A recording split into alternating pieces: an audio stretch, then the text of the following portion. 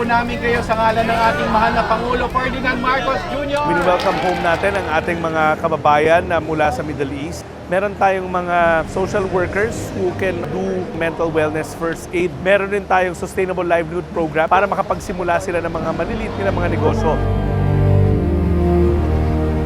Pagka wala tayong ganito, yung mga produkto natin na di tumatagal, pipilitan kayo ibenta dahil masisira, hindi magagamit. Kaya nga namin ginawa ito para mas magandang kita ng ating mga farmer.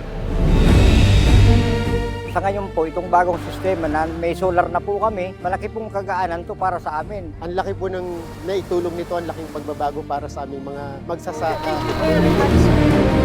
Nandito ako para tiyakin na yung aming ginagawa na fuel subsidy ay maayos. Hindi lamang dito sa Metro Manila pero all over the country na ito. Ang gusto natin, as convenient as possible, as easy as possible, at as quick as possible na matiyak natin na maging maayos ang kanilang pagbiyahe.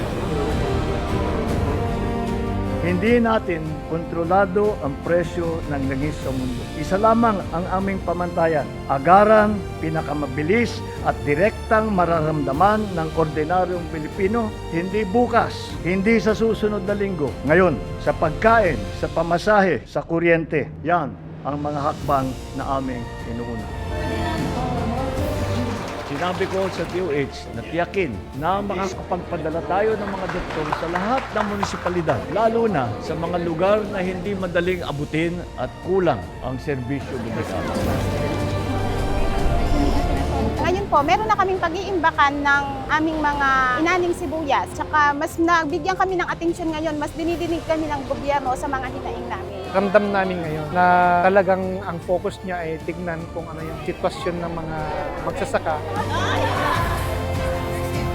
Lahat ng kailangan namin nandito na. We don't have to go to other places. Nakikita ko doon ang mga kababayan natin na nagpupunta na lang kapag malubha na ang sakit.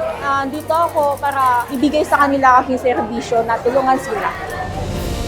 May iwasan ang traffic dito. It will save approximately 1/2 hour ng traffic sa ating mga commuter, sa ating mga travelers. Patuloy natin pinabubuksan lahat ng mga kalsada upang mas madali ang magiging travel sa ating mga kababayan, lalong-lalo na ngayon na may Holy Week. Be law enforcers who will bring closure and justice to our people, and never forget your duty to the Republic. Always keep in mind that your oath is tied to the Republic and the Filipino people alone.